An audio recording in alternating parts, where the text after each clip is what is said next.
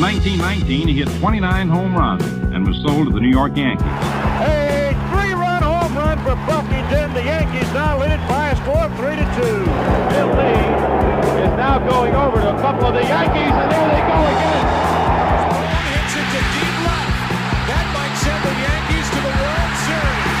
Varitek and A-Rod going at it. Roberts is going. Posada's throw. Roberts safe. And what can I say? Just stick my hat and call the Yankees my daddies. Welcome to Fanbase, deep dive into the greatest rivalry in sports. I'm Brian Chapman alongside John Senecal, episode 214. Just a quick hitter going into the holiday weekend.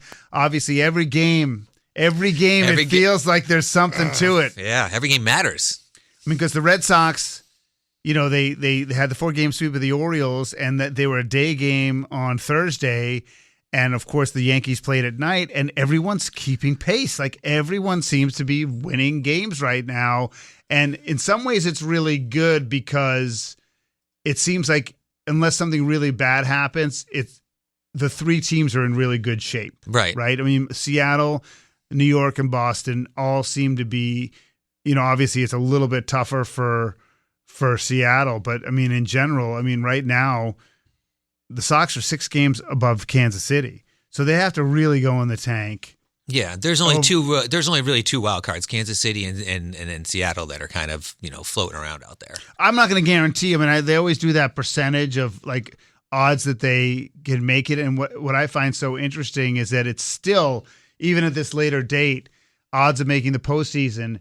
It's still like the Yankees are still better by 2.5% than the Red Sox.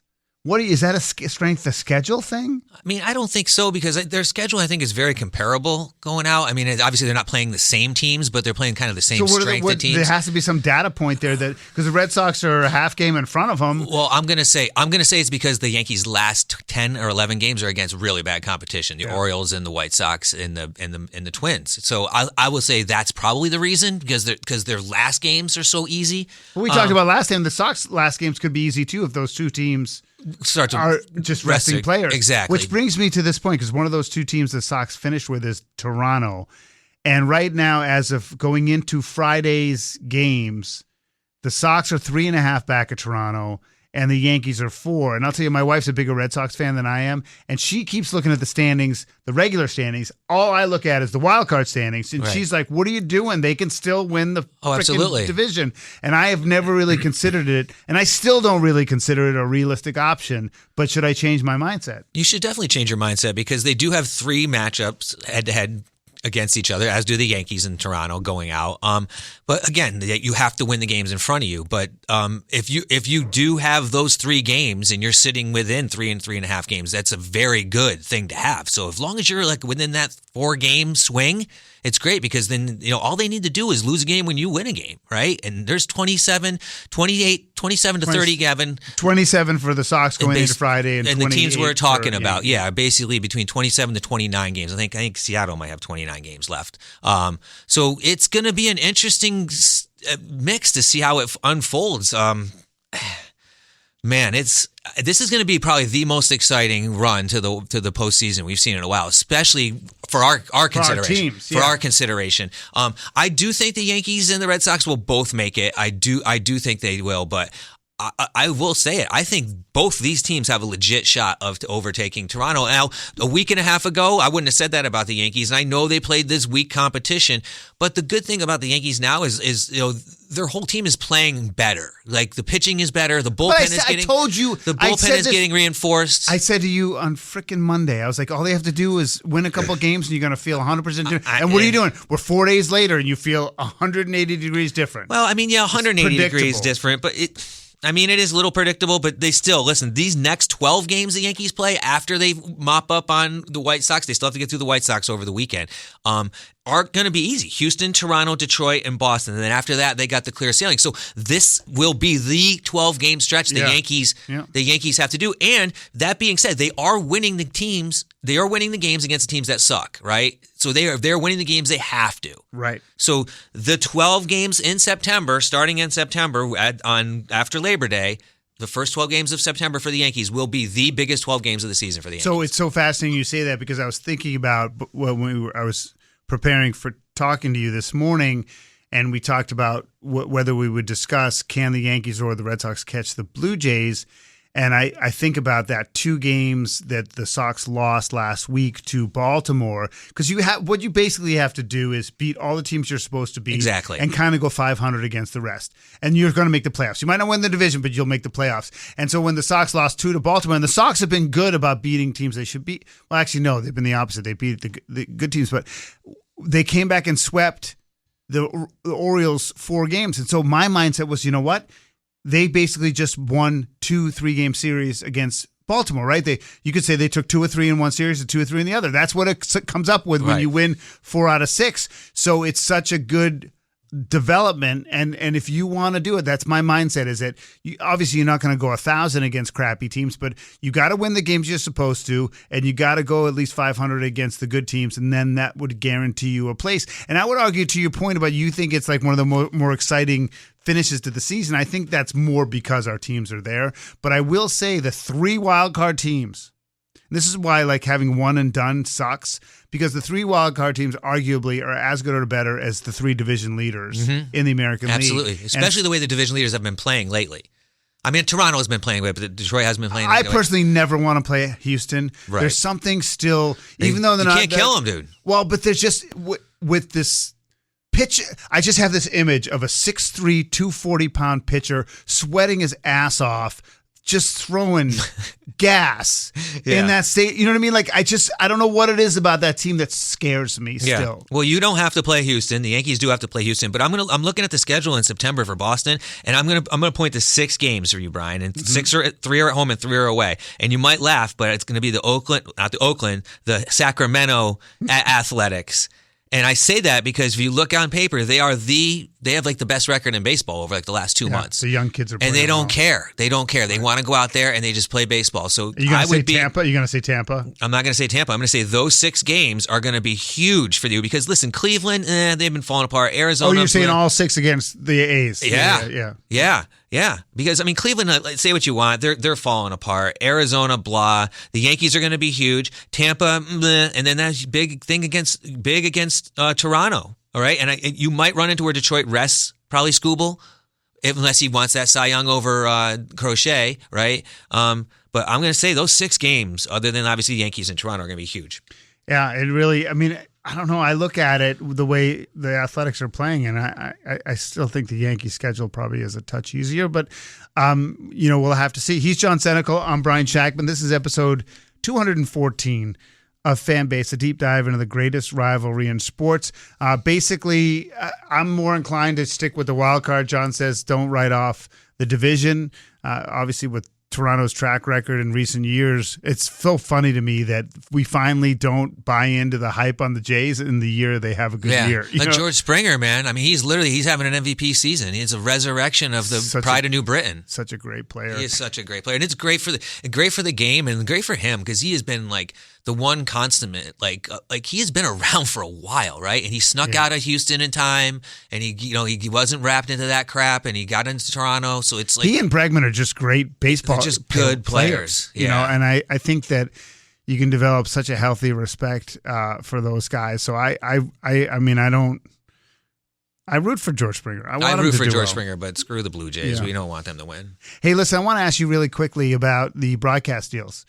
To me, it's just more about squeezing revenue, but I guess, I have Netflix already, so I guess that's good for me. I don't know.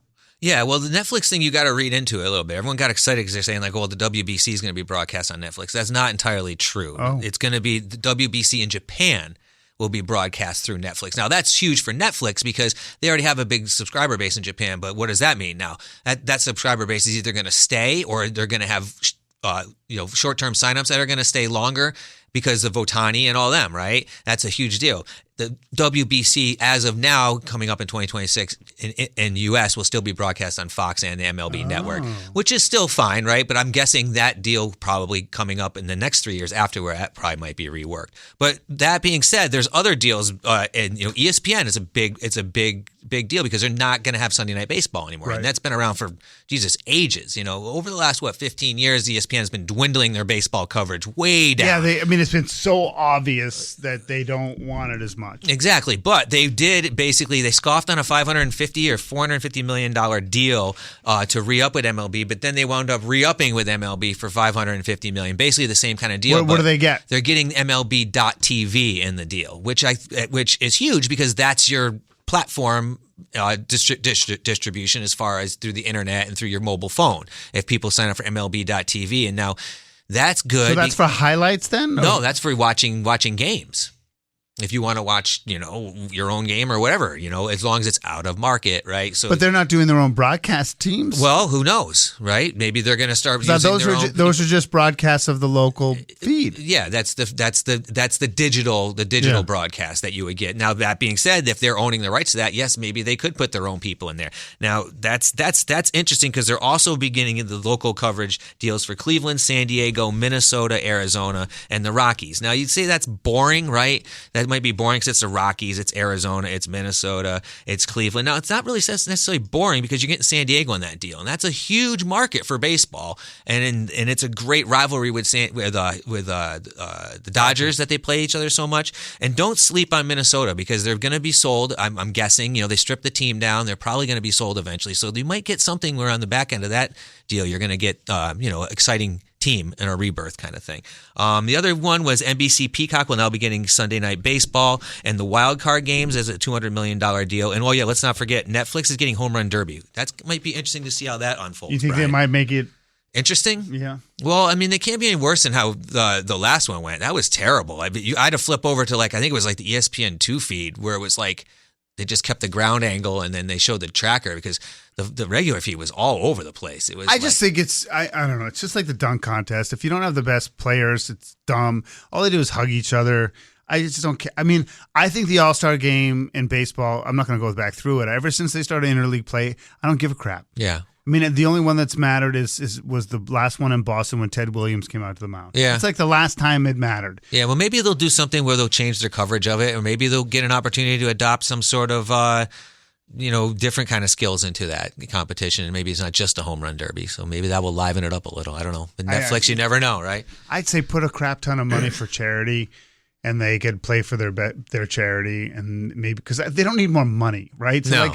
Throwing money at or a car or $500,000. Listen, I don't sniff at money. I'm sure they'd still play harder than if there was no money or less money, but I don't think that's the answer either. John Senecal, Brian Chapman here, fan base deep dive into the greatest rivalry in sports. Quickly, I wanted to go pick a player, like a key guy, because I want to talk about Aroldis Chapman because I still say there's no way. I said this when he was a Yankee.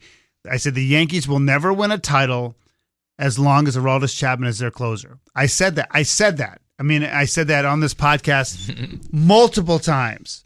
And I have to say the Red Sox will not win a World Series as long as he's the closer.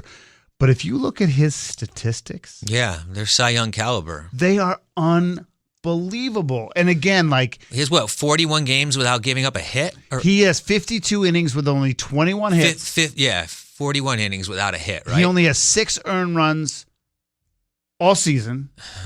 Okay. He's got 14 walks against 74 Ks, 12.8 Ks per 9.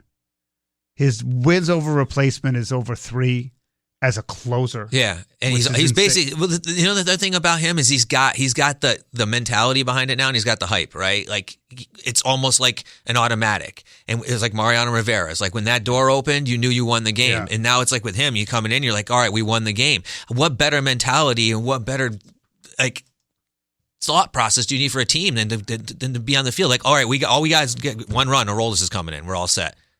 Yeah. I hate to say it because he literally kicked the dog so bad with the Yankees, he took off and went home. Yeah. He left the damn team and went home. Yeah, and he's done nothing but get better since he's. Well, I just wonder because my assumption was that he was a head case, but you can't perform in the regular season. The pressure's different, but he obviously is. Even at his advanced age of 37, yeah, he's so talented. He's so freaking strong. Yeah, but I still feel like if he's in Yankee Stadium in October. Sweat and gravy. Even if it's 50 degrees, he'll be pouring sweat. Up a run guy on second, 1 out. He's going to crap his pants. You think so, though? I mean, he's been in every possible situation he can be in. And he's been in the situation where, they cheated and hit a home run off him to win. He's been in the situation where he's just couldn't get out of his own way. He's won a World Series where he's been traded from a team he was on, then came back. I mean, the guy's been done everything. I mean, he was on social media sucking his grandmother's boob. I mean, the guy's been everywhere. Social problems aside, which for a lot of people is a non-starter, history says that he won't do it. Yeah. And so I hope not, man. But dude, he's been automatic. He's been like, last time I seen something like this was like Eric Gagne, who you just like, he would walk in with the Dodgers. Yeah. And it was just unbelievable. Like you just couldn't, it was like done. It was, so I don't know. Anyone else on your mind, player-wise? I mean, other than Anthony Volpe being a mess, but I mean, the Yankees just have other confidence in him, and they just keep parading him out there. So, I mean, Caballero's not exactly the best solution. I mean, he's behind him, but come playoff time, the Yankees are gonna have to figure something out because they're not gonna get the opportunity to hit home runs all the time. It's gonna change. It's gonna become small ball, and the ball's not as it gets colder. Yeah, and the ball's not gonna be over the plate as much. Yeah. Guaranteed that. So they're gonna have to figure that out. But as it's going right now, we'll see. But like I said, the next 12 games in September for the Yankees are gonna be huge. It's gonna be fun. He's John Senecal. I'm Brian Shackman. You've been listening to Fanbase, a deep dive into the greatest rivalry in sports.